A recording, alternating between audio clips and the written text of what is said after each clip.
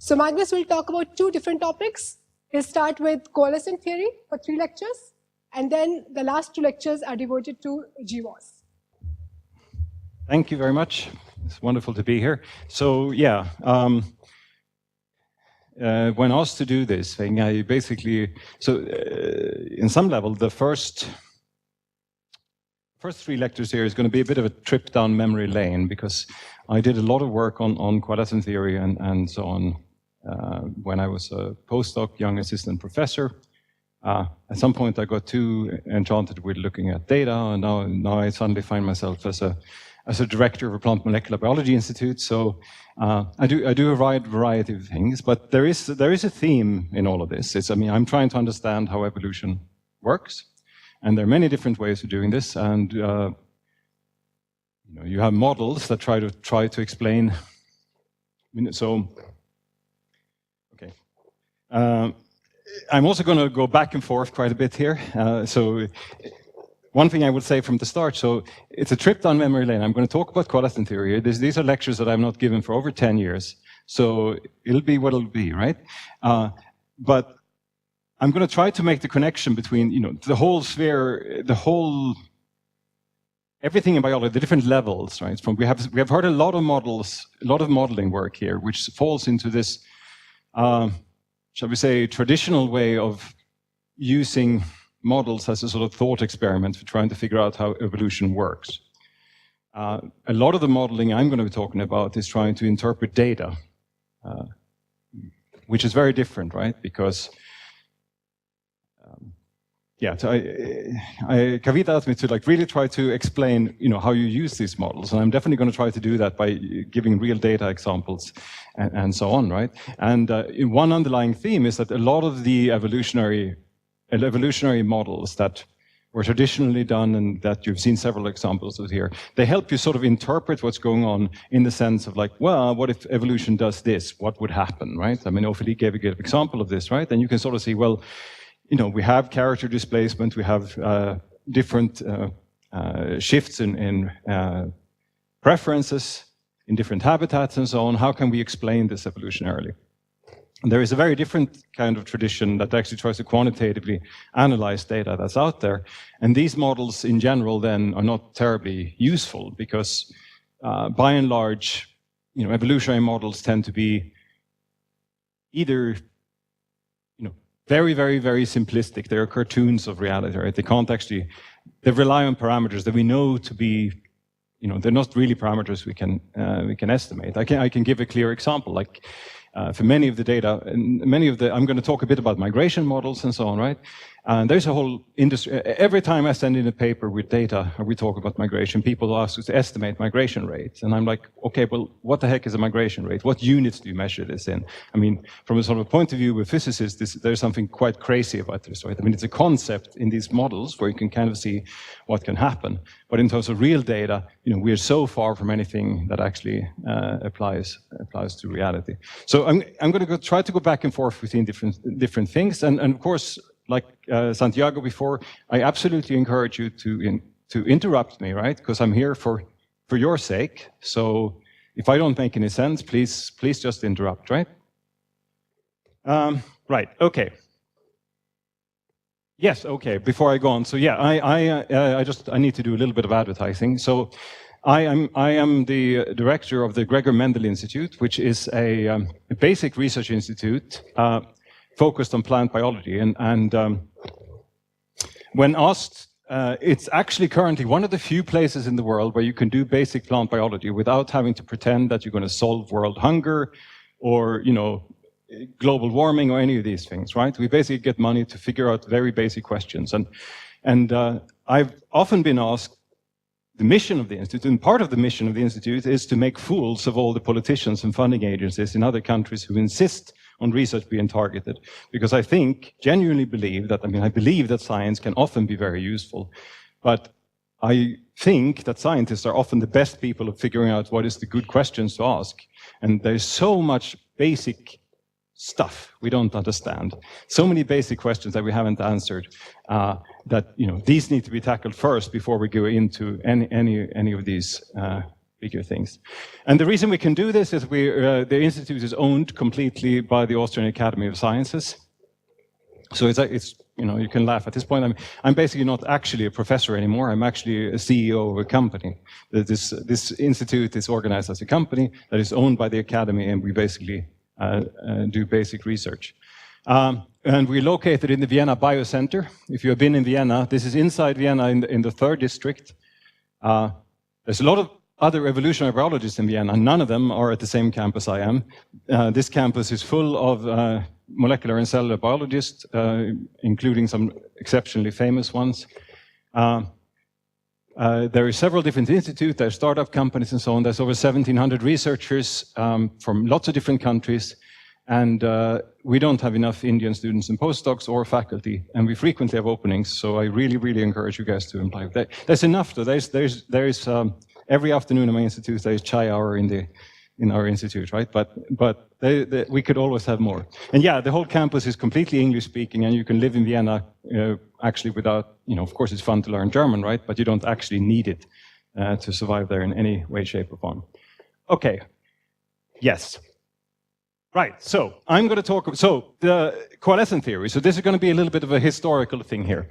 So in the 1960s, people started looking at allozymes. Basically,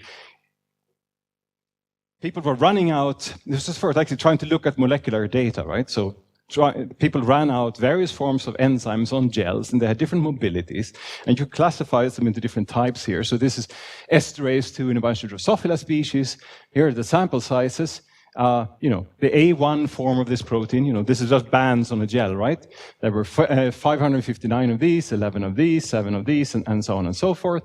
This is the first time people started seeing that was actually polymorphism at the protein level. Okay?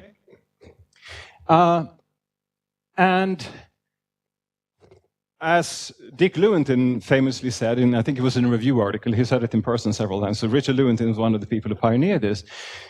He was trained in population genetics, and there were all these models and so on, and basically you're confronted with this data, and what do? He says, as he put it, we cranked the handle on all this machinery and nothing came out, right? None of the models that exist allow you to interpret those data. I mean, most of these models, the paradigm at that point was that there was going to be a wild type, and then there'd be some mutants, but nothing predicted all this polymorphism. Why are there so many forms of polymorphism? The only models people had were a bunch of silly models of balancing polymorphism, maintaining things through heterozygote advantage and stuff like that, which are taught to generations of undergraduates, and these models really don't explain this data at all. I mean, basically, what should we expect to see? How many different alleles? Why are there different alleles? What's the level of heterozygosity? Why do you have these very different scenarios? Okay, so that was back in the 60s, and of course, this has just a more modern version of this, and I'm going to talk more about modern data later on, is just looking at sequence data. So that came in the 1980s. It was the first paper on sequence polymorphism, when Marty Kreitman sequenced 11 alleles of ADH and lined up the sequences and found out the polymorphism. Today, of course, we can sequence thousands of individuals. This is a very old data set, but it's from human chromosome 21. And what's plotted here is the whole chromosome. Here are positions, and here are little 10 kb windows going along the genome.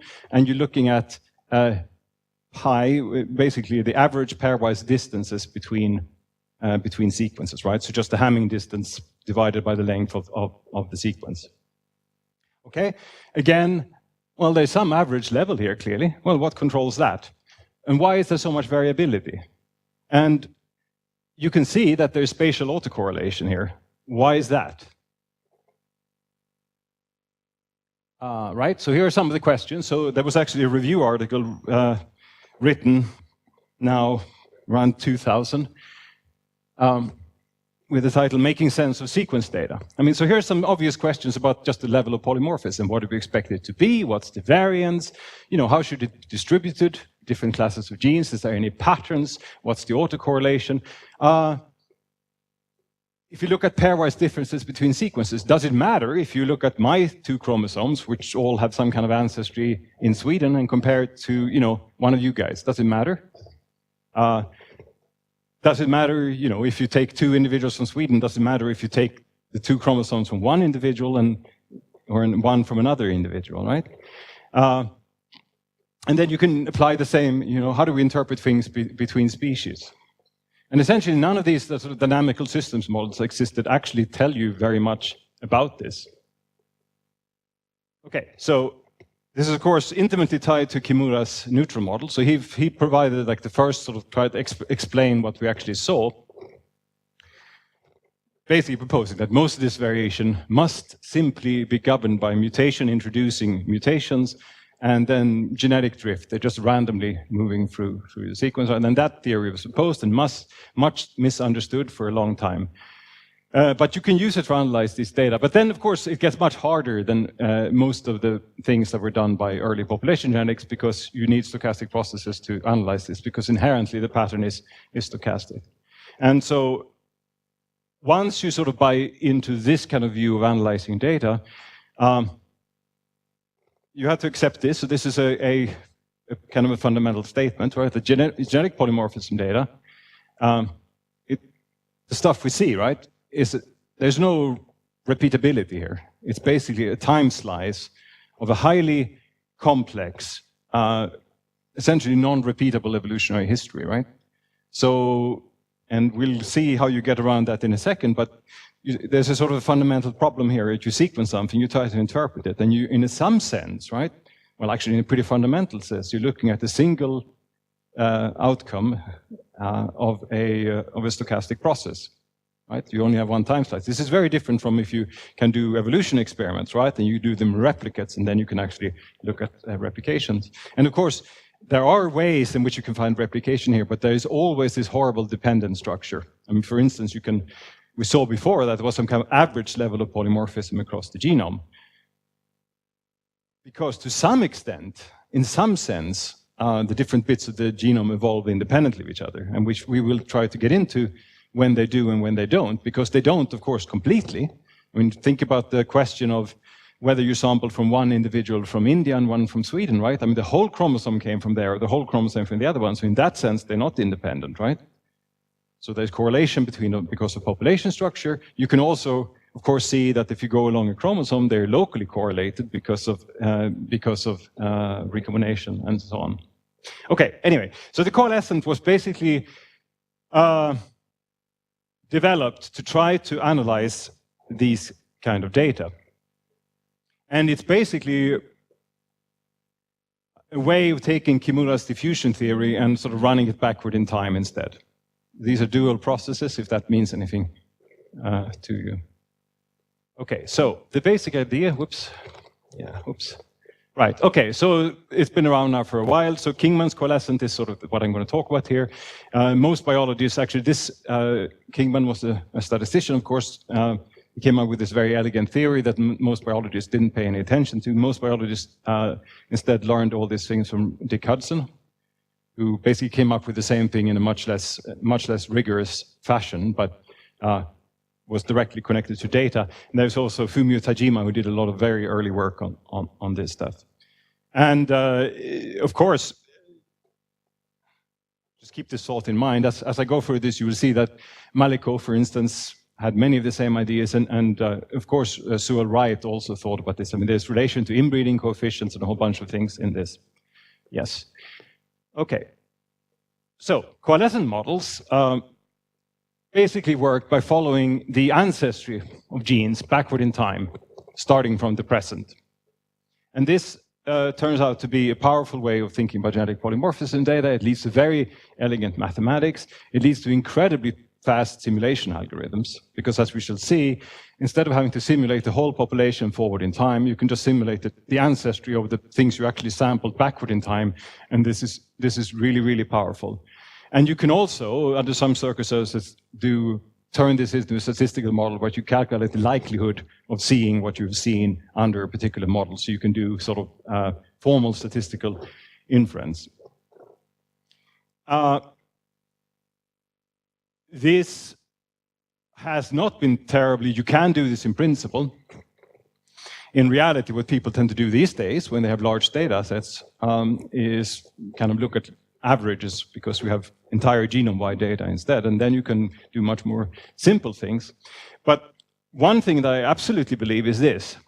So regardless of whether you do any of this stuff, understanding in principle, because this is an extremely powerful null model, right? Whenever you look at any data, understanding in principle that the data you have comes from this stochastic object, right? I mean, you just think about the history of your genes and how they got to where they are. It gives you some idea of the limitations of the data. Right, okay.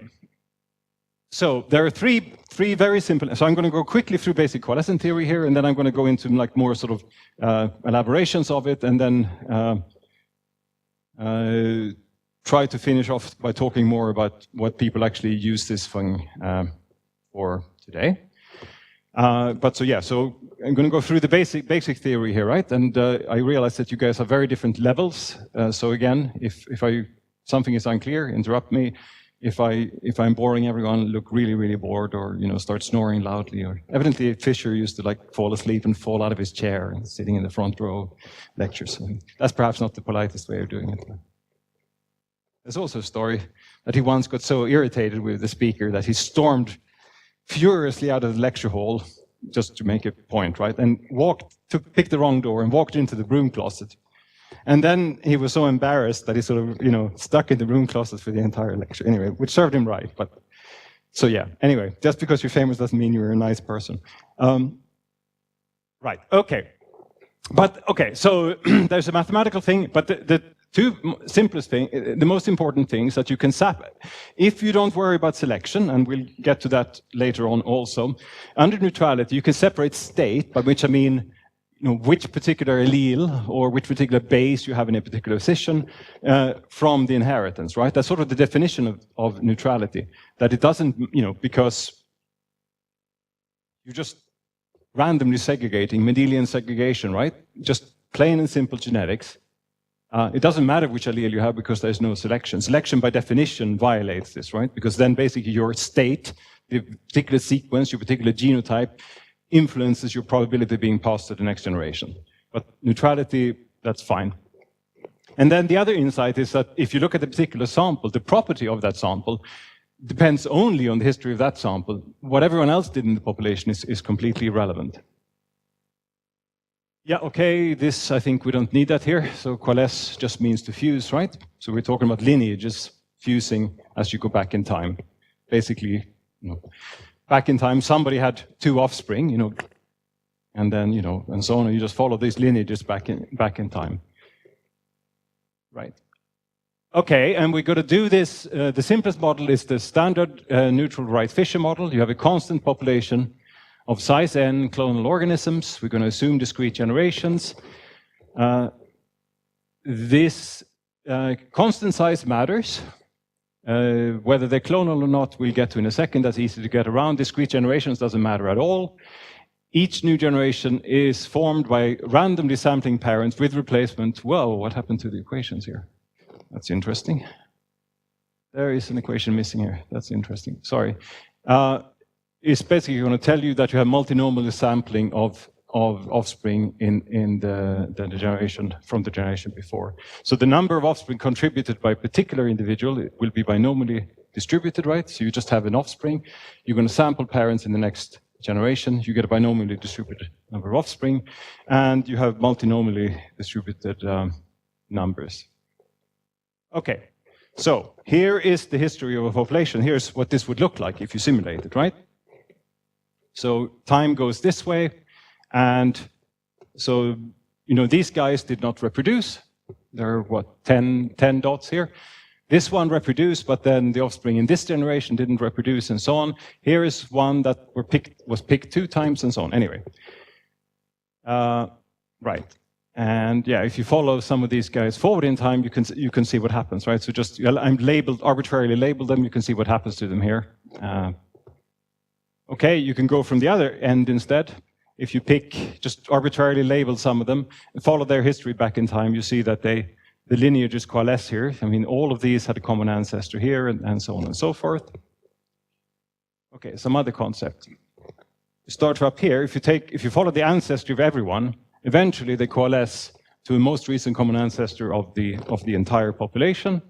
You can also, if you just focus on, say, these, if you were, so this is the entire population here, a small population. If you just were to pick these three, you can trace the ancestry of those, and you see that there's a much simpler tree. They have the most recent common ancestor back here, and in this case, it turns out that the most recent common ancestor of the sample is the same as the most recent common ancestor of the entire population. Okay? And yeah, so basically, if you want to know, like, you know, the history of, so to go back here again, the history of these guys is completely determined here, right? Whether, in this case, so this one is red here. So say that there was a mutation that turned these guys red, right?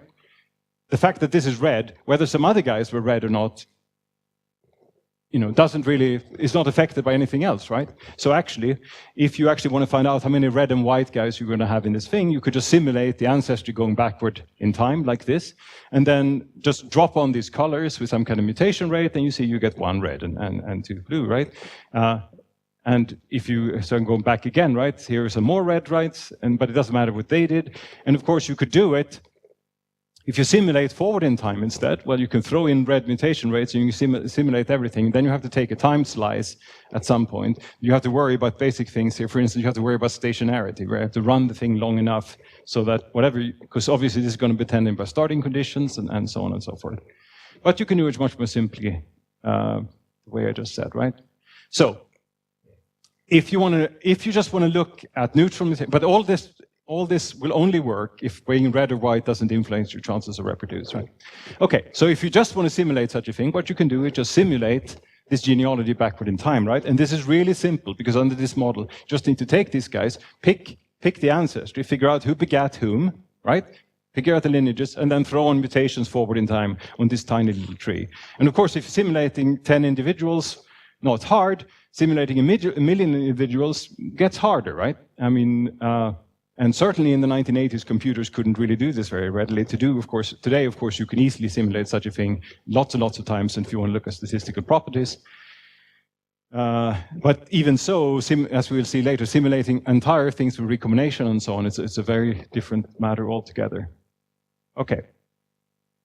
Right, so this is what I just said. So if you compare the coalescent then to classical population genetics, there is really just a matter of perspective. Under the approach that most people have used here, you think about some kind of starting conditions and you see what happens over time, and then you can think about what happens at stationarity and so on.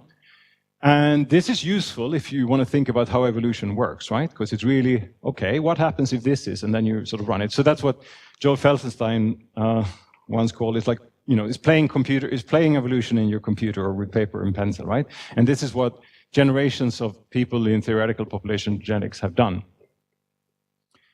Coalescent models think about the other way. Here's data from today. What could have given rise to this, right? But there's a close formal relationship between these, right? So the model you could simulate what I just said forward and backward in time. And I'm going to show you this continuous time approximation for the coalescent in a second. That's completely analogous or dual to the diffusion approximation going forward in time. Okay, so there's some important implications here. What this ties into, there's also a whole literature out there about drawing trees of things, right? This started when people started sequencing mitochondrial DNA, and there's still tons and tons of papers published in this, right? People would draw a tree of some kind of gene, or draw a tree of often mitochondrial or Y chromosome DNA, and they look at that tree, and there's always a bit of confusion there about what you're actually trying to do, because we're not actually interested in the tree. Right? I'll show an example of mitochondrial Eve in a second, right? I mean, this is a tree of all the mitochondria.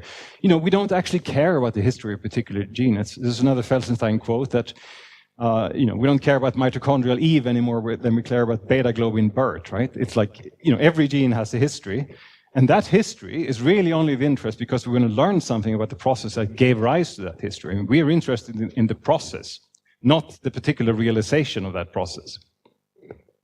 Right? And at least under neutrality, the polymorphisms, you use, sequence data to infer a tree of something, right? Those polymorphisms are typically only of interest because they tell you what that history looks like. And the history itself is only of interest because it tells you something about the process that gave rise to it.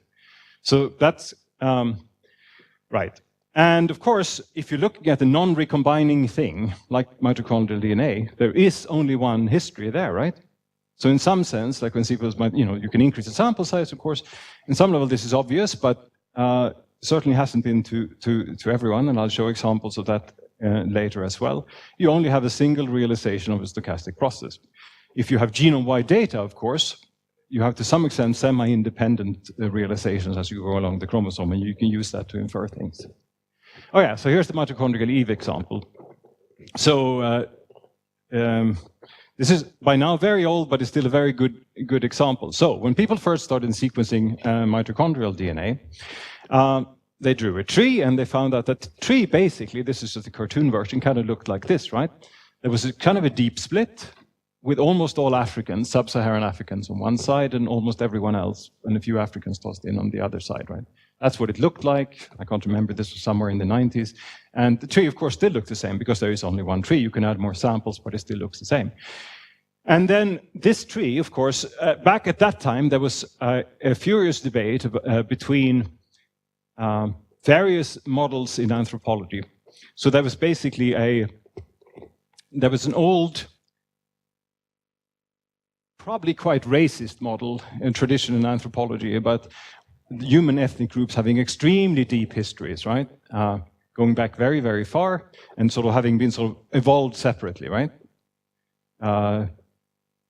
People arguing that Peking man, for instance, which was 40,000 years ago, and the fossil was lost in World War II, that modern Chinese is sort of a direct descendant of this, and so on. And that would look like this. Other people argue that basically, no, you have some kind of model where population subdivision, lots of migration back and forth.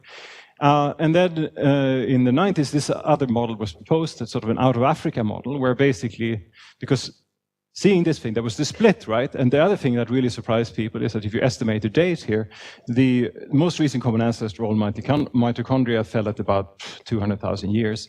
Exactly how deep it is depends on what you think the mutation rate is. You can estimate the depth this way, right? Okay, so then of course all the newspapers write, oh, humanity must have originated 200,000 years ago. This Garden of Eden, it's like whatever, right? But it isn't, right? This is just a stochastic realization of the history of that particular locus. And in fact, even to distinct in these different models, I mean, back then this led to at least 15 years of everyone believing that this was the right thing to do, that this was the right model. But as you know now, sort of the pendulum has swung back again, and most people realize that it's much more complicated than this, because we have extremely ancient DNA in Tibet and so on. Yes? Yeah, that's right. Because, right, so what we know about human history, right, so this is the thing, the Homo erectus spread all over the world, right? I mean, they're ancient fossils. If you look at, Java man and so on, is Homo erectus, right? There were clearly humanoids in Java. There were certainly humanoids in India and throughout Eurasia. And that spread happened over 1 million years ago. So the question was, right, basically, and there are some people who for various reasons want, different racial groups to be at least 1 million years separated from each other, right? We don't need to go into the psychological underpinnings of this. And other people, for other ideological reasons, wanted everyone to be one big happy family that, just were very, very closely related. And of course now it's really, so for many years, based on this tree, I mean, basically everyone accepted this thing to be the truth. But now, of course, there's lots of data coming out showing, for instance, that there has been admixture between ancient Denisovans, for instance, Tibetans with the high altitude adaptation alleles have been shown to be shared with ancient Denisovans. So Denisovans were a completely different group of humans, very separated. Fossils are found in Siberia and so on, right?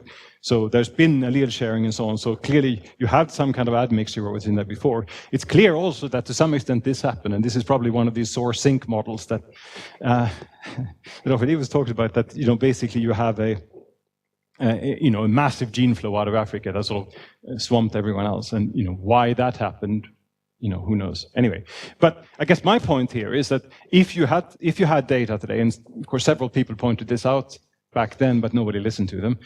If you have a tree data like this, right, if you actually want to distinguish with these things, you can, of course, simulate what's the likelihood of seeing a pattern like this under these different models, and then basically compare what you see. And this is one of the ways in which people use the coalescent.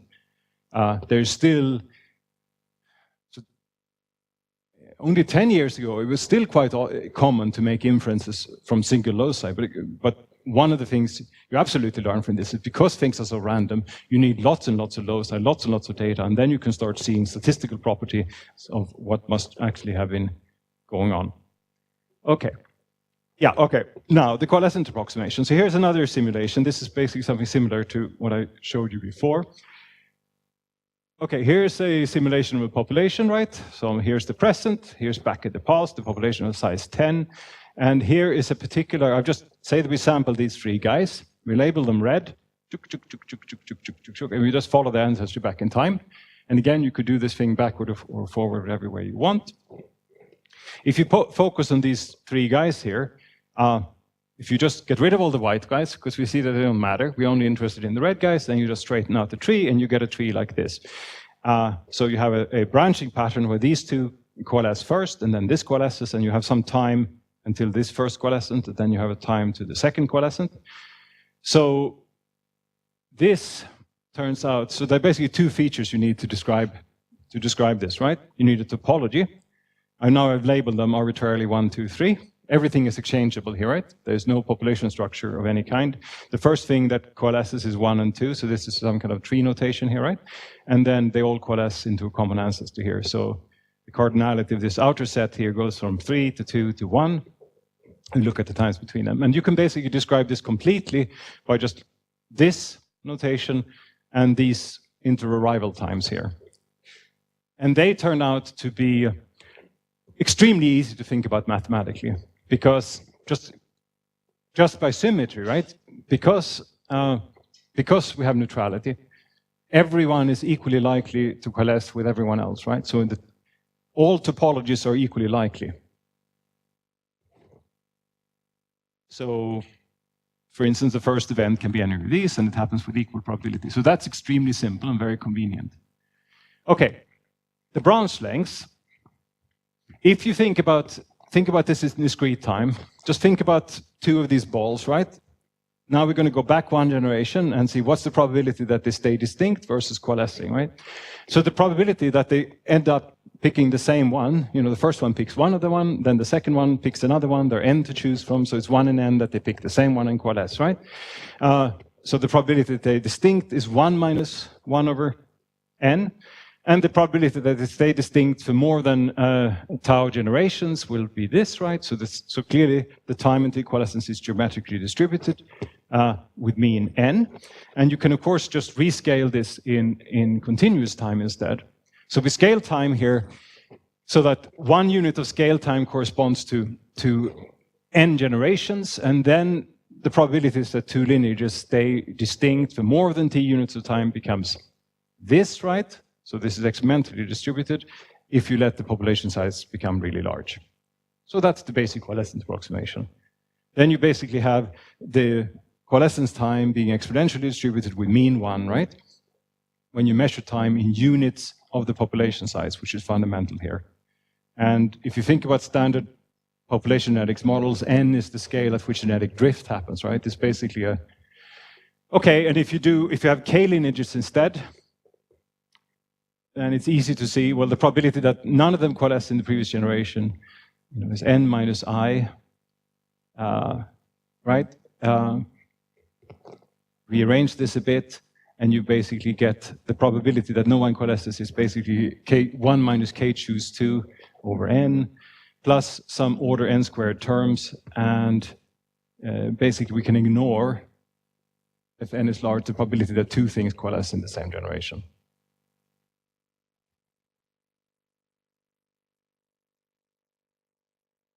This is pretty straightforward, yes? You can, otherwise this is something, this can be, so we're talking about exercises here. These are good things, these are not hard, right? But some of them require a little bit of time. So if you're uncertain about this, So these formula, the slides are uploaded, and these are also in an introductory handbook chapter that I wrote. You can just go, basically go back at home, go through all these things, just draw some pictures and figure this out. This is just simple probability theory in all cases. Okay, yes. So then, if you scale time here as well, in units of n, if there are k lineages, then tk, the time at which that's which remain at that stage, is exponentially distributed with mean 2 over k minus 1, right? So that's inverse over k choose 2. And again, we can neglect the fact that more than 2 things coalesce. So you basically have a process that goes from k to k minus 1 to k minus 2 and so on, all the way back until you have 1. So what you get from all this is that the coalescent is a continuous time marker process which models the genealogy of n individuals, lineages, genes, whatever you want to call them, the terminology, you just have to realize we're thinking of. We're talking about lines of descent here, right? It's really quite abstract. There's a completely random bifurcating tree where the coalescence times are mutually independent, right? It's Markovian, exponentially distributed random variables, and each pair of lineages coalesces independently, right? Each pair coalesces independently, so the total rate when there are k lineages is k choose 2. So one way of thinking about this is another thing I borrow from Joe Felsenstein. Think about it as a bunch of hungry beetles running around in a box at random, right? And whenever two collide, one eats the other, and the more of them there are, the more rapidly they eat each other until when there are only 2 left, right? You're going to get a long time. So we'll look at some trees in a second to just see this. Okay, so here's another exercise. Write the coalescence simulator. Okay, this is 2 lines of code in, say, Mathematica, whatever you want to use, right? This is, I think okay, we can have a chat. You can do it in like 4 lines of code in R or whatever. It's so incredibly easy. And everyone can see this, right? Because you simulate the topology and you simulate the coalescence times independently of each other. This is so simple. Okay, if you do this, you get basically random trees. So if here are 4 simulated genealogies starting for n equals 6, so this is random trees. Okay, so I just drew these here to point attention to that. Just note the extreme variability of this, and this is of course why you should be very careful about interpreting things as a mitochondrial tree. That these are very, very stochastics. And the other thing, and this follows from this beetles analogy that I just showed you, very often you get these very deep splits, right? And that's because the fewer lineages there are left, the longer time it takes to coalesce. Yeah, everyone with me here? Yeah, so deep branches often dominate. You can calculate the expected time to the most recent common ancestor, right? So that's the height of the entire tree. Is just the expectation of all these tk. So, okay, take the expectation inside. The expectation of this is 2k over 2. And if you, just do some algebra, you get this. While if you just say the last time, right, the expected time there is just 1. So notice then that the expected time, which there are only 2 branches, is greater than half of the entire tree height, right? And this just follows from this, the fact that they coalesce much faster when you have lots of branches, right? Right. So, and from that you can learn that the more samples you add, you tend to get trees. So, these are not like 6. Whoops, I should check, but this is probably, I'm going to guess it's 20 something. Anyway, you can count it. Sorry about that typo. I'll fix that. Basically, what happens is if you increase the sample size, you just add lots and lots of little twigs at the bottom. And with many, respect to, basically they're so dependent of each other, so you don't actually gain much more information about several important properties, right? For example, here's a somewhat paradoxical result. This is more complicated to not I'm not going to go through this. This is a slightly more complicated calculation, but it's not impossible. But it surprises people. I mean, what's the probability that if you have a sample of size n, that the most recent common ancestor of that sample is the same as the most recent common ancestor of the entire population, that you only get the deepest node, right? And it turns out to be n-1 over n+1 of this simple model, right? So you're very, very likely, within a modest sample size, to have captured the deepest depth in the whole thing, right? This has consequences I will talk about in a second, right? So if you just have a small sample, I mean, so a consequence of this, right? So let's go back and I just want to show some tree here.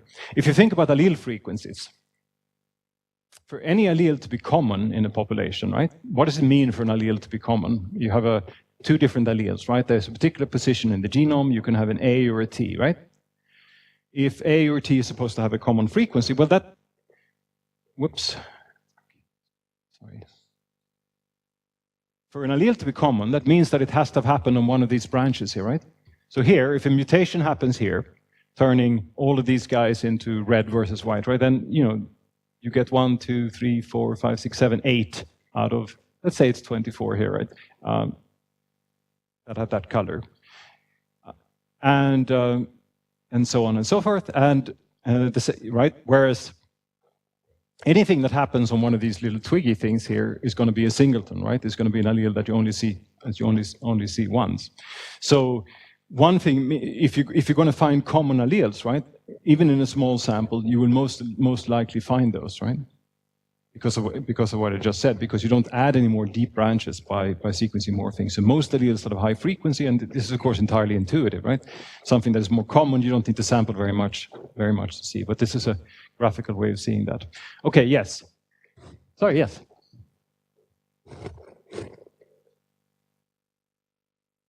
Sorry? This is in the limit when the population size goes to infinity. Right? Everything here is in that limit, but that turns out to be an extraordinarily good approximation, right? If you can, okay, so here, if you have a lot of time, you can convince yourself of this, that if you actually, I mean, even for, it's like the diffusion approximation, really, right? If you have even like on the order of hundreds of thousands of individuals, this would be a very good approximation for what you see, right? Sorry?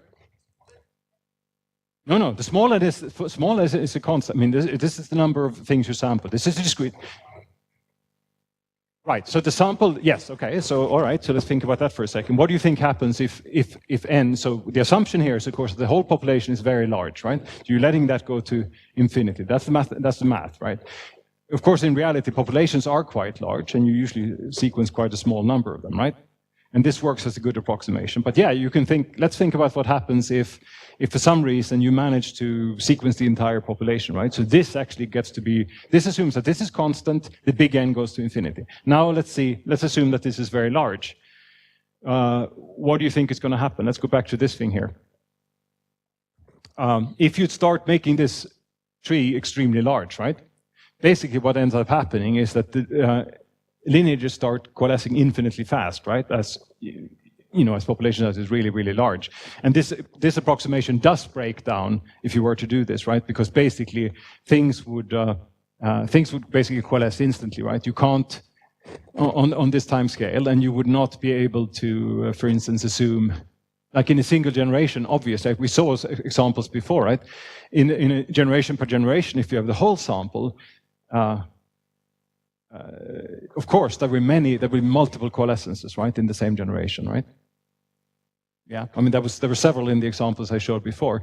But if you only sample a very small number, the probability that happens can be neglected, right? So actually, if you wanted to simulate it, I can give you, there are papers in this too, what you actually were to do, if you actually were to take the whole population, or a very large number, you can actually use the diffusion approximation, right? So basically, on the coalescent time scale, you will instantaneously jump from having like infinitely many lineages to some finite number, and you can calculate, you can either do like, okay, say that you go from infinitely many to, some specified finite number, you can get the expected time to that, and that follows from a diffusion approximation. Or you can specify some finite time, and you can basically get the distribution of the number of finite lineages you end up with. But that's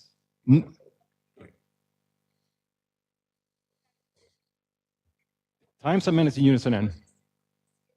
Yep. Yep. Everything is in coalescent time here, in which so things, things happen very, very slowly, right? If yeah, well, genetic drift is slow, right? This is kind of what this comes down to.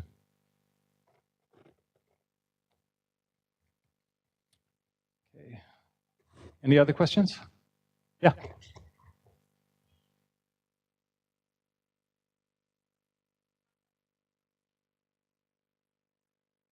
Well, so if you have one non-recombining locus, we'll get into recombination later, right? But if you have one locus, there is only one history, right? I mean, that's what actually happened.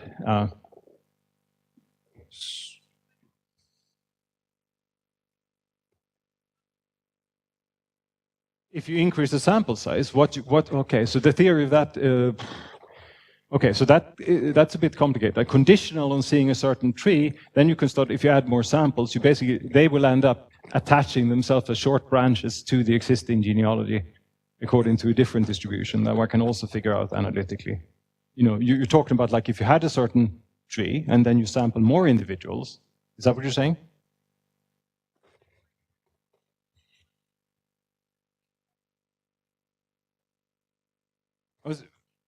Well, assimilated genealogy is one thing, right? The point is that if you take a particular locus, it has a particular genealogy, right? Then you can simulate infinitely many realizations because there are infinitely many of these, right? There are a finite number of topologies, a very large number. It's combinatorically large, but yes. Okay. Okay. Does anyone know that? I don't remember. It's combinatorically large, right? Because basically you have all the possible combinations at every different level. Like this is easy to figure out, right? I just don't have the number in my head. But Google it. There are several. I mean, of course, this coalescent object. So it's also very interesting. So I will talk about recombination later. It has sort of branched into. Part of it has gone and become an entire little subfield of computer science where people love thinking about these things, right? Because they're such cool objects. You can figure out the number of branches. You can figure out with recombination what's the best algorithm for reconstructing a perfect tree and so on, right? It's fun, discrete mathematics on top of all this. But yes, yeah.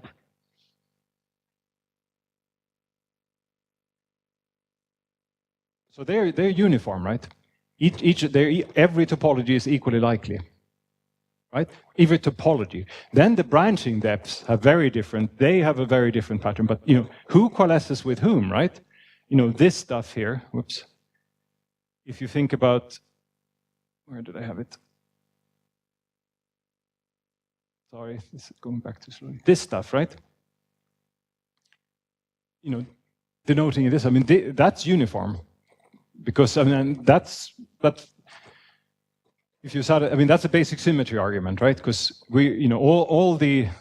everything we sample is completely identical. So every combination here is completely the same, right? But then so the topologies, but the tree depths are anything but, right? This is the whole point that you're much more likely to see trees that have sort of a deep thing like this, right? Actually, in fact, I was going to give you an example. Yeah, okay. Okay, so here is, whoops, crap. Here is another practical example. So this, when we talk about human evolution, so there was another thing that came out when I was a postdoc. This was from Svante Pääbo's lab. So they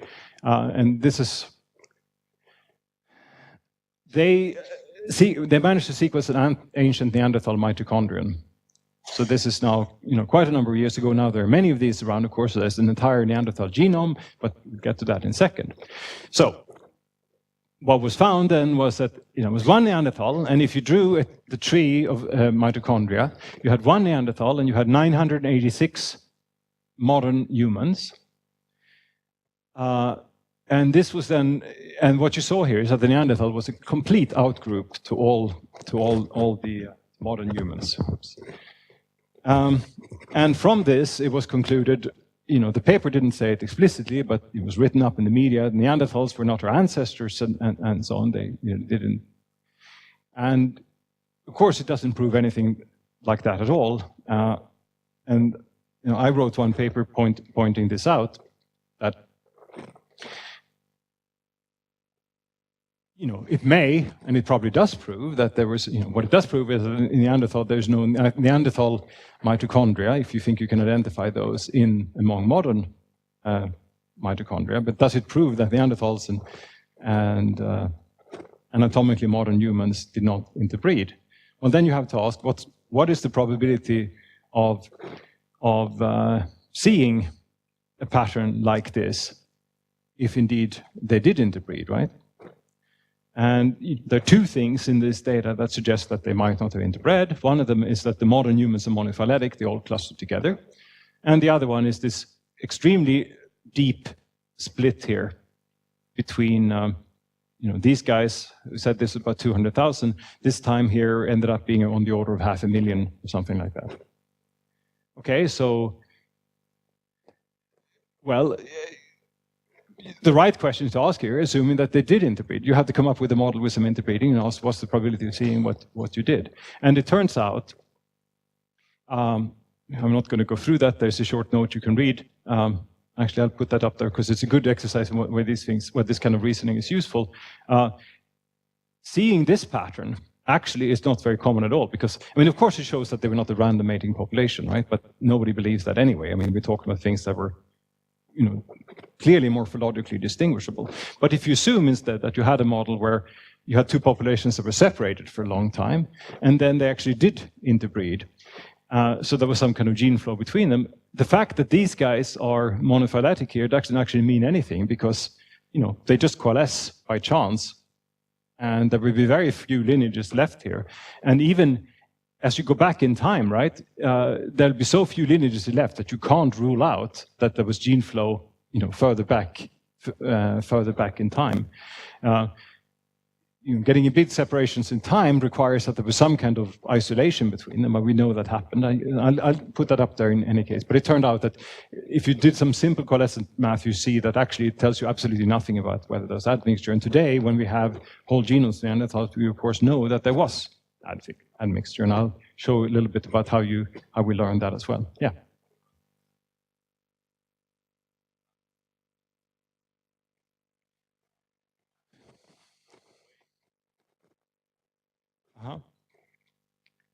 Yeah, so that's a good point. So first of all, so I wouldn't call them phylogenies. Because that's in a sense, right? People assume that phylogenies are related to species trees, right? And this is basically a gene tree, which may or may not tell you something about the species tree. The species tree is the question, right? I agree with you. It's if there was gene flow between humans, anatomically modern humans and Neanderthals, it's likely that in some cases there was some kind of selection involved. In fact, I think it's highly likely that mitochondria don't involve neutrally in the first place. I think the depth of the coalescence tree for mitochondria is almost certainly influenced by selection, and I'm going to talk about that later on as well. But that doesn't matter here, right? Because we're just using neutrality as a null model, right? We're just asking if they were neutral, what would you see if this were the case, right? And you just show that you can't rule it out, right? Yeah.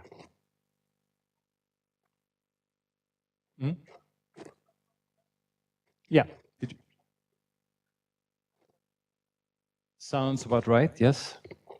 It's not the yes, exactly. Just don't ask me to do it on the spot here. Good. Yeah. And yeah, it's exactly, and it's combinatorically large, right? Because that's a factorial in there. Yes. Yeah.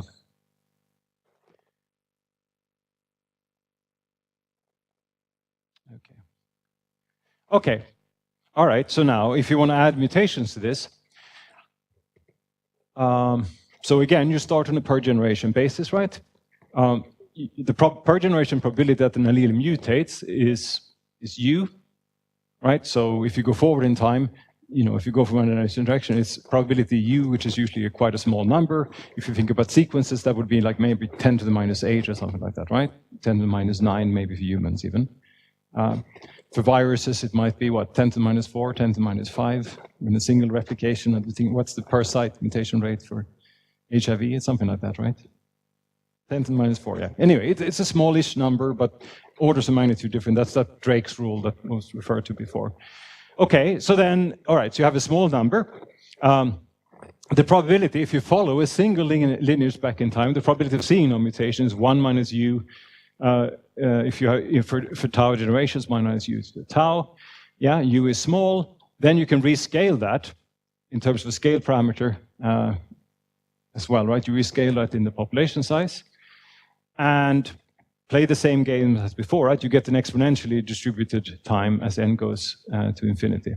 So you get, yeah. Is that clear? You basically looking at the rare event, you just switch to continuous time. This is in some sense, the only math that goes beyond undergraduate mathematics here.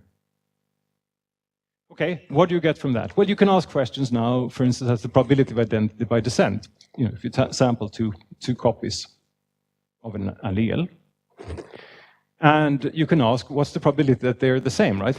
And you know, this is the question of heterozygosity, right? What's the probability if you sample two copies? I have two copies, one from mom and one from dad. What's the probability that they're the same? Well, you just follow them back. Were they identical by descent if and only if they descended from the same ancestral allele without there being any mutation? Okay, and what do we have going on here? We have a coalescent process. You know, there's time t, you know, they operate a coalescent process at rate 1, right? On this time scale of n. And you have a mutation process going along both lineages at rate theta over 2.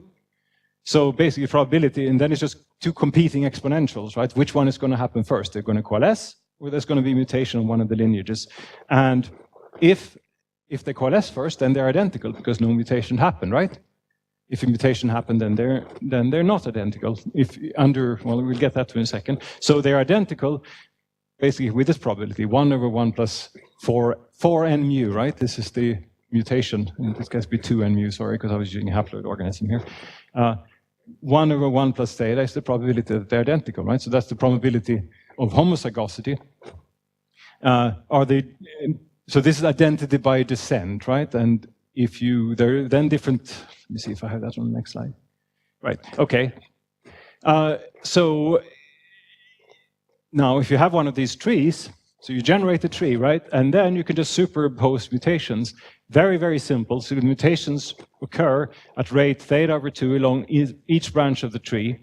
And the number of mutations then you see on a branch, if you take a branch that happens to be length t, is Poisson distributed with this parameter, right? And okay, the total length of the tree is basically, this is j is the number of ancestors, right? When there are two ancestors, and this is from how long time there is, right? And basically, so the time is the length of the branches, right? There are two ancestors. That state lasts for tj, so there's 2 tj, three segments for the time there is 3 ancestors, and so on, right? Okay, and then from this you learn that the total number of mutations you will have on a tree will have a mixed Poisson distribution. It's basically a Poisson process running on top of a random tree. So you can see already that gets to be rather stochastic, right? And you can then very easily do things like, do I even want to go through this? Okay, this calculation is in this handbook. I don't want to just step through this. You can very easily calculate things like the expected number of mutations, right? So the expectation of this thing is the expectation, you condition on the length of the tree, right? You have two processes. You condition on the length of the tree, so the number of mutations, the expected number of mutations given the length of the tree. Well, the expected, and once you know the length of the tree, it's just theta times that, because it's Poisson distributed number. Then you just calculate the expectation of all the branch lengths. You go through all this. You get a very simple formula in the end here, which is the mutation rate times sum 1 over j, which is, goes from, so it's basically 2, 3, and so on, right?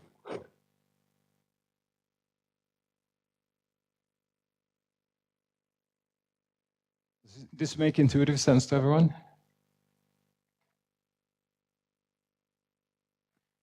Right, you have two different processes. You have a random tree, you have mutations on the branches, you condition on the length of the entire tree. You know the distribution of both of them, then you just calculate the expected number then, which is just Poisson distributed, so it's just theta times the length of that particular tree length, and then you integrate that over all the different lengths of the tree. Yes, okay, and yeah, I just wanted to note this here too, and if you, yes, this formula here, if you let the sample size get really large, you get theta times this is Euler's gamma plus log n, right? This is the intuition behind this is basically what I said before. If you make the sample size bigger and bigger, you just add tiny twigs to the bottom of the tree, and there's no time for mutation to happen in those, so you don't get many more polymorphisms. Okay, and then you could calculate things like you can calculate the variance of the total number of mutations. So the total number of mutations, this is what's known as segregating sites, right? The total number of mutations you have, if you sample, 100 alleles for some locus, you can calculate this, the total number of segregating sites, that's the total number of mutations, under the assumptions that mutations only happen once, which is a reasonable assumption for sequence data. You can calculate the variance of this thing. Again, this is something you can do as an exercise if you want, because this is, again, it's just a whole lot of algebra. It's not very much fun to go through it. It's standard probability theory. Okay, what I said so far, that's true for any kind of neutral mutation. You can do anything, right, with this framework, but there's some, what you actually end up seeing depends a little bit on what kind of mutation model you have. You could, for instance, imagine that whenever there's a mutation event, there's a matrix that determines, so you just flip between different types of alleles, for instance, the 4 different bases. You can do infinite alleles. Basically, whenever you get the mutation, you turn into something new. So this is a good thing for these various, this is often used to analyze these old allozyme data. We have different protein forms, and the idea is that whenever you mutate something, it's quite a long protein, you're going to get a different form. You're unlikely to get the same thing twice, right? Certainly no back mutation, right? Or for sequence data, people often use this infinite sites approximation, that basically whenever you get the mutation, it's a new one, because basically there is no time for mutation to flip things back and forward in the coalescence time depth. And that actually kind of makes sense given how low these rates are, and given that these coalescence times, so I haven't given you any numbers here, but most estimates suggest that given that the actual coalescent depths you find in, say, us, or is on the order of hundreds of thousands to millions of years, right? And the same thing tends to be true for most higher organisms. For other organisms, it can be different, right? But then you have typically mutation rates commensurate to it. So if you think about sequence data, if there's 1 million years, things tend to coalesce on 1 million years. What's the probability that the same site will mutate twice if the per site mutation rate is on the order of 10 to the minus 9, right? For the most part, you can ignore this. It's not always true. There are some clearly hypermutable sites and so on in the genome, but it's a good approximation. And that just makes things much easier to analyze. Okay, some classical stuff here. So, yes, we should know this, of course. If you want to estimate this scale mutation rate, this you can find in most undergraduate, most population textbooks as well. So Fumio Tajima came up with the most obvious estimator. It's based on the average number of pairwise differences, right? So you just take for each pair of accessions, scale it by the number of pairwise comparisons you do. You just calculate, so right? So the expected number of mutations you see is theta, right? So theta is an estimator for, so the expected number you see in a pair of sequences is, I'm going too fast. Under the infinite sites model, if you have sequences, if you could line up 2 sequences, count the number of pairwise differences, they expect the number of differences you see, is simply theta for a pair of alleles, right? So now you just take the average of all pairwise comparisons and you get an estimator like this. Okay, Jeff Watterson and Warren Ewens came up with another one. You just take a pair of sequences, count the number of segregating sites you have there, and we saw that. What's the total number of expected mutations on a tree? Well, it was this formula, right? It was theta times this sum here. You know, you just turn that around, and you can estimate theta as well. Mm-hmm. Mm-hmm. Yep. Yep. Yes. Whether things are neutral or not. You mean whether things are neutral or not? Yes. Okay, so so first of all, people don't tend to think very much in general when they do this, right? I mean, are you actually thinking about it as an estimator, or is it just a summary, some kind of descriptive statistic of data, right? I mean, almost any sequence data you see, people will plot, will report what's the nucleotide diversity, right? What's the average pairwise differences, or they will calculate theta from this pairwise sites and so on, right? Well, what you can do, I mean, so how do you test whether it's neutral or not? Mm-hmm. Mm-hmm. Mm-hmm. Yes. Yes. Yes. Yeah.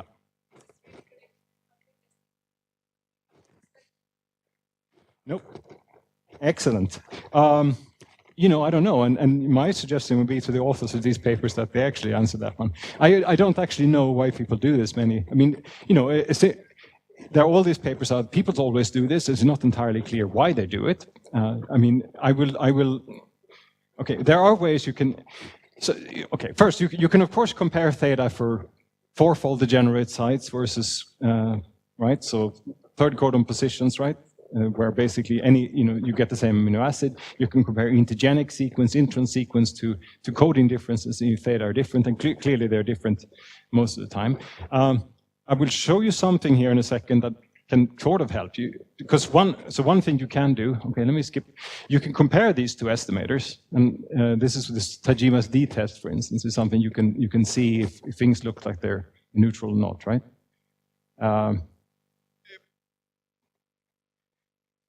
Well, I can turn this question around. Why would you want to know?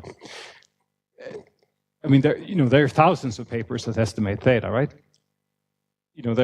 People have somewhat meanly said about the entire fields of population genetics that that's the only question in population genetics, I think, is estimating theta from sequence data. Now, why would you want to know that? I actually don't know. I think it really depends on what the question is. We can talk about, so one reason people do this, right, is they're actually not interested, because who cares about the neutral mutation rate? I mean, often when people do this, what they're actually after is, so theta is a scaled, is a compound parameter of the mutation rate and effective population size, right? And really, often people are after the effective population size instead.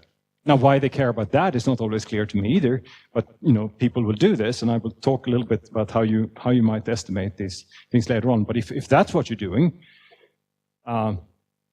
you have to assume neutrality, right? And people just do this, and there's not really a terribly good way of yeah.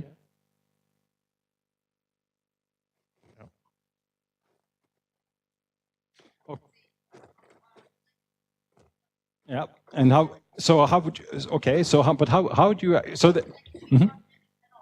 Yeah, so I will talk a little bit about, okay, let me show you the Tajima statistic, and let me see, I have some slides that in a second, yes. So that's, yeah, sure, so that can tell you, okay, the end, yes, if you look, so between species, you mean? Well, so that doesn't test neutrality per se, right? You can, so people, you can compare level of polymorphism for synonymous versus non-synonymous size. What you were talking about is divergence, like between species for synonymous, non-synonymous, right? And typically what that shows us, of course, is that their sequence convert, that the non-synonymous ones diverge less, show less polymorphism and so on. And there's a bunch of different tests that, but then you can interpret this in different ways, right? But typically these tests assume that there's something neutral there. There's a lot, I mean, almost everything in this kind of sequence analysis essentially assumes that there's some kind of neutral alleles that you can use to either infer demography, infer effective population size, infer population subdivision, or use to calibrate to look at the sites that are not inferring neutral, right? There is kind of molecular evolution things. There are people who take this stuff, they model things across the genome, and then they want to look for outliers because they want to find genes that have not been under selection, right? And then again, it assumes that there's a background, right? Now, if you actually want to start questioning whether there are any neutral sites in the genome, that they're all under selection, then we're in deep shit, right? Because basically none of this theory would apply, and you really can't do anything, right? And since a lot of this is actually extremely difficult to test, there's really no real way of testing this experimentally. That's a little bit between you and your God whether you want to do this or not. That's one thing you should probably strike from the record. But anyway, okay. Yeah. Okay, so let me. I will put in some slides about tests of selection and stuff like that. And there are other problems than just neutrality, right? I mean, there are other. So what have we assumed so far? So there are many tests of selection, right? Yeah. Yeah. No, not at all. Not by itself. But what you can do, for instance, you can use, let me see, I'm sure I have a slide here about Tajima's D. Okay, but do I want to say this? Okay, since I have the slide up, I'm just going to say quickly that if you can calculate the variance of these estimators, and it's a sort of acute property if you're a statistician that Tajima's estimator, if you have this formula, has the acute property that as the sample size goes to infinity, it actually converges on a fixed number, right? So this is not a consistent estimator. So for those of you everyone had a statistics class here, do you remember what the consistent estimator is? So consistency in statistics means, right, that the variance of an estimator should converge to 0 as the sample size goes to infinity. That's a reasonable thing to ask, right? If you sample infinitely many things, right, you should converge to the right number. Tajima's estimator doesn't do that. It actually converges to a constant, right? And that's because it doesn't take into account fully this random genealogy. There's just not enough information in that statistic, right? It's not a sufficient statistic. Whereas Waterson's estimator is, but the convergence rate is actually logarithmic, right? So in practice, it's not a very good estimator either. It just means that this is an absolute crap. For any particular realization of the coalescent, this is an absolute crap estimator of theta, right? It has a huge variation. But of course, what people do today is look across the whole genome, semi-independent things, and then you can use, maybe, if you're lucky, the law of large numbers to actually get somewhere. Okay, but yeah, okay, right. Yes, I did know I had this thing here. So here's one thing that people use to test for selection, but it also tests for other things. So, right, we had two different estimators of theta, Tajima's estimator and this Watterson or Ewan's estimator. So Tajima basically come up with a statistic, the famous Tajima's D statistic, which most of you will have heard of in some form or the other, which is basically the difference between these two, appropriately scaled, and in the absence of recombination, this thing should be normally distributed. Okay, so why is this a useful statistic? Let me see if I have something to, yeah, okay. Basically, it comes down to this, right? Because, okay, now, okay. The number of pairwise differences, right? Versus the total number of segregating sites, right? If you divide in by the appropriate branch length and so on, should estimate the same thing. But different tree topologies will sort of cause deviations for this, right? So if you have a tree that looks like this, if you just throw mutations at random here, again, we know now that you do that on a Poisson distributed Poisson distributed thing according to the branch lengths, right? So most of the mutations fall here. Almost all SNPs or mutations, whatever you see in your sample, is going to have frequency 50% here, right? Because there's 1, 2, 3, 1, 2, 3. Everything that mutates here, everything that mutates here is going to lead to, so think about these as sequences now, right? is going to lead to a frequency of 50-50, right? And if you calculate the pairwise differences, that's going to be quite high, right? Because you maximize the pairwise difference, because every pair is going to be distinguished with these things, or actually all comparisons between these groups is going to lead to a very high number. Whereas if you had a tree, and these are just two randomly simulated trees, right? These are basically two realizations of the same process. If you had a tree that ended up looking like this, here, almost, but of course handpicked to be weird, if you had a tree that ended up like this, almost every mutation that happens is going to be a singleton, right? So pairwise differences would be quite low. The average Hamming distance between two sequences would be quite low. Whereas the number of segregating, so say that there were 10 mutations on this tree, right? Then for both of these trees, this estimator, which is just the number of segregating sites, will give the same number, right? Because it just counts the number of mutations, right? Whereas the number of pairwise differences will be very different, right? So if they're like basically too many common alleles, then Tajima's D will tend to be very positive, right? Because the statistic is basically the difference. So if there are too many, a high number of pairwise differences, this is larger than this. If there are too many rare alleles, it goes the other way, right? Okay, so, right. Let me see, what's the next one? Yes, no, I don't have that here. Okay, so let me just explain that then. So, all right, so basically that tests for different, test for the tree topology looking this way. Now, why would the tree topology look this way? So this is a very commonly used test. You find it in papers everywhere, right? Well, this kind of tree topology is something you might find if you're looking at sequence that is attached, and this is why Tajima came up with this thing. If you actually some kind of balanced polymorphism in the population, there's selection maintaining two different alleles at high frequency, and you're looking at the sequence around, you're not looking at that particular site itself, but you're looking at sequences around that site, right?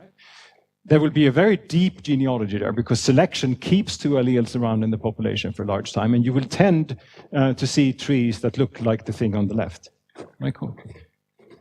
You will tend to see trees looking like this, right? So Tajima's D will tend to be positive if there's been some kind of balancing selection going on. So you can imagine then that you take the genome, and this is of course what people do, you just go across the whole genome and you look for places where Tajima's D is unusually positive, right? Where do you think you'd find an excess of rare alleles?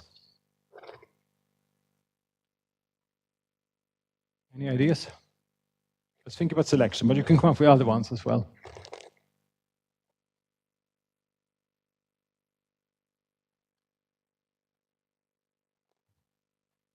People get that, that's expected if there's been a so-called selective sweep. If you have a position in the genome, right, and there's a favorable allele that, suddenly, is resistant to, you say something about, you start spraying mosquitoes with DDT, right? And basically there's resistance to DDT. The alleles that do that, that particular allele will sweep through the population, go to fixation, right?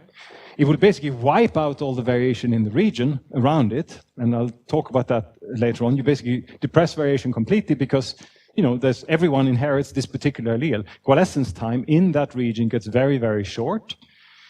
Now, recombination, I haven't talked about recombination yet. I mean, this pattern only happens for a bit of the chromosome because then recombination makes things more and more independent again, right? Okay, then variation will build up again, but almost all the variation that happens will tend to be rare alleles. Basically, everyone tends to be equally related. You can't have any of these deep relationships because all the ancient stuff has been wiped out. You tend to get these kind of star-shaped genealogies because everyone suddenly, because basically that mosquito, or the mosquitoes that carry that particular allele would tend to have a heck of a lot of offspring because they sort of populate the population again, right? So they explode rapidly like this, right? And you get a tree that looks more like this. And you get a negative Tajima's D, right? Everyone with me here?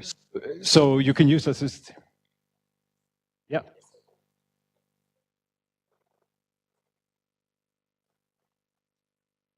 Yep. Yep. Mm-hmm.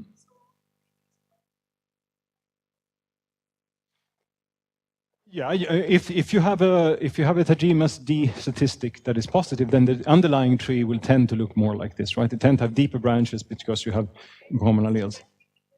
Yes, sure. So, but under neutrality, you get the distribution of Tajima's D, and that is normal-ish. I can't remember if that's completely exact or not. I think it is actually.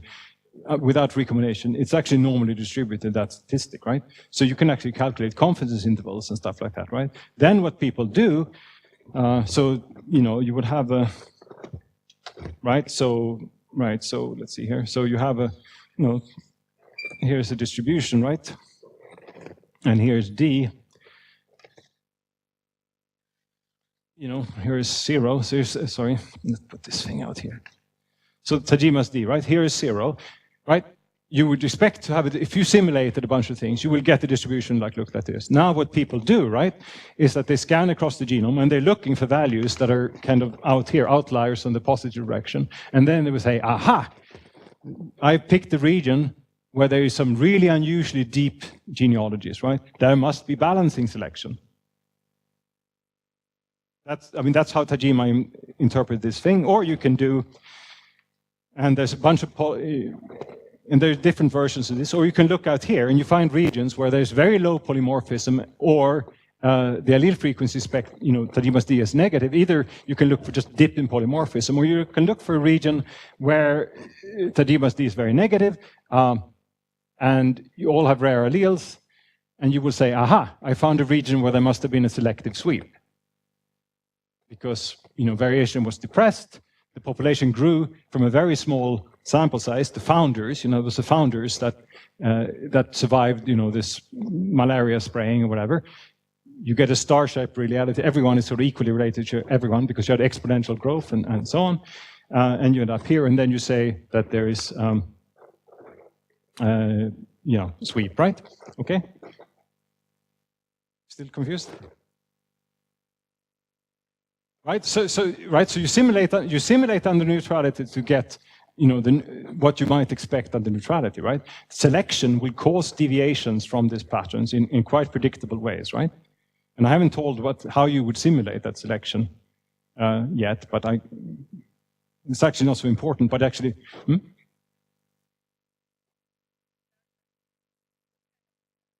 yeah. That's right. That's exactly right. These are possible, yes. These are possible, but they're unusual, right? So the idea with, these are possible. Right, exactly right. So yeah. Exactly right. So you can do a normal, it's like statistical thing. Like you'll pick things, and here are some, alpha, 5%, whatever, right? You pick things out in the tail here. You will simulate coalescent things under neutrality, and you'd say, well, what's the probability of seeing a tree that is as extreme as that one on the left here, right? And that only happens 1 in 5% or whatever, and then and this is how this kind of test was invented, right? So you can use the neutral coalescent to come up with a neutral expectation, right? And then you look for outliers for this, right? This is how all these tests came about, right? Yeah, so it's a null model, right? So and that's useful, right? Because you're actually testing for neutrality. Now, everyone sort of okay with this? I'm not sure. Have I completely confused everyone here? Use a microphone if you would. This one right there.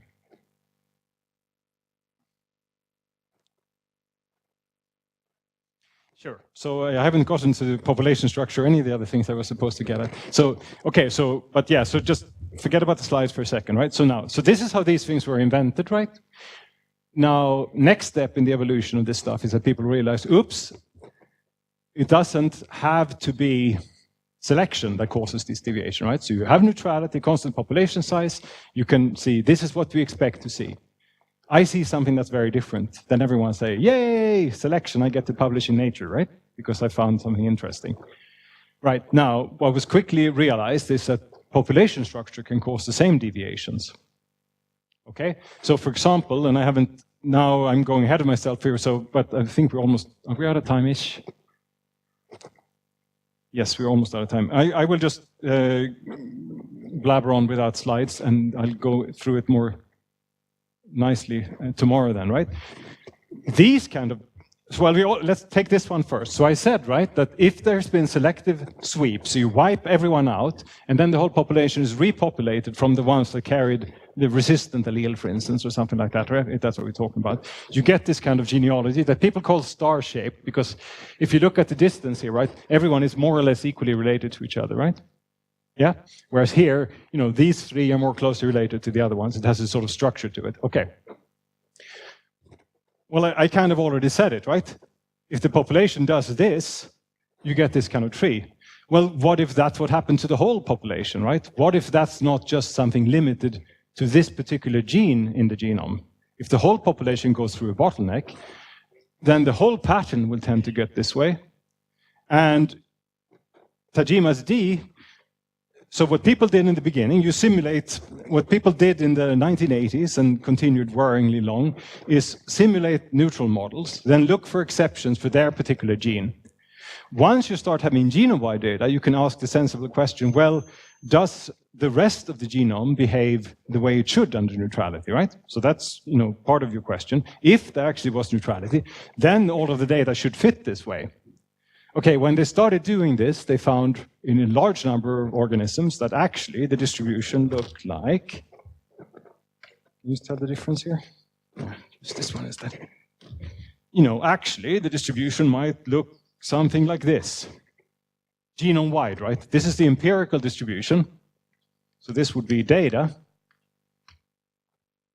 right? And in this case, what this might tell you is that, you know, the entire genome shows a tendency to have this kind of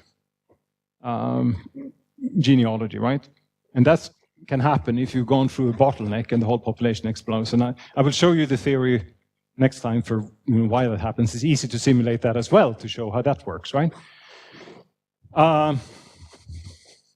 Right? Okay, in that case, of course, anything that looks like this will be even more unusual, right? If there's empirically, if you know you find something out here, that would be even more unusual. Okay, now let's see. Let's test here. Can anyone think of a scenario where this will tend to be more common than under a standard neutral model? Now we're talking about demography here, right? When might you expect to see a tree that looks more like this? You know, become more likely than under a standard coalescent. Now that's the one on the right. If there's population expansion, you tend to get this. If the population expands very quickly, then, you know, things will tend to be equally related to each other. You get a star-shaped tree. I will show you the theory of how to do that tomorrow. So how do you get something like this with a deep split instead? It's actually pretty intuitive. You just look around the room.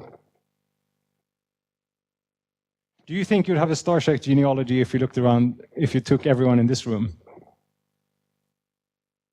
Or do you think there might be a split somewhere? Huh?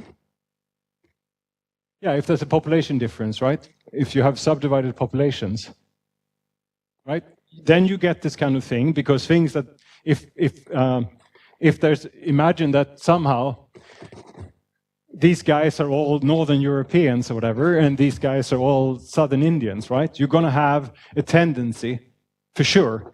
I mean, it's nothing like this, because the difference between, you know, Indians and Europeans is really, really small. I mean, human population subdivision is not very deep at all, but there will clearly be a tendency for people from Europe to be more closely related, and, you know, people from, you know, but of course in India there are also such big differences, right? So it's actually not the best example. So let's say take everyone who's, there was someone who was Sinhalese here, right? If you take everyone, and that's also not a good example because there are different groups there. Anyway, take some bloody group of people who are closely related. You know, they will tend to be more closely related like this, and you tend to then get more deep splits, right? Okay, so if you were to sample a population where there was a deep population split instead, then your empirical distribution would kind of look like this. And the fact that you happen to see a particular locus that looked like this would mean nothing, right? Because it's actually pretty standard, right?